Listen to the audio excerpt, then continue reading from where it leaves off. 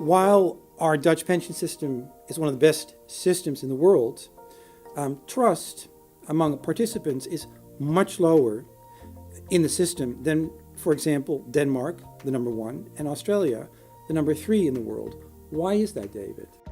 I think trust is always under threat when expectations are not met. And what we've seen in the Netherlands and in other countries such as Chile is promises have been made either explicitly or implicitly, and those promises have not been delivered. In the Netherlands in particular, we've seen the indexation of pensions not maintained as expected. So if the indexation is not continuing and people thought it was going to continue, then the bigger question is, can we trust other aspects in the system? So I think one has to continue to build up trust, not to overpromise, but to make sure the system is sustainable and people broadly get what they expect. Now, we all recognise that there are going to be influence on the system from the financial markets and other effects that can impact that.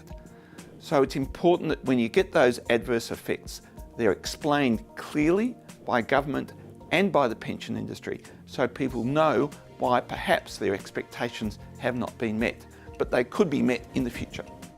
So in the Melbourne Mercer Global Pension Index, the Netherlands comes in at number 2. Tell me, David, what do we need to do in the Netherlands to become number 1? Okay, that's a really good question.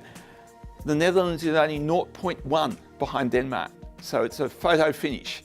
A couple of things that could help and just nudge the Netherlands above Denmark. Firstly, to slightly increase your base pension for the poor. The Danes do that a little bit better than the Dutch. Secondly, an increase in the household savings rate could nudge the score up.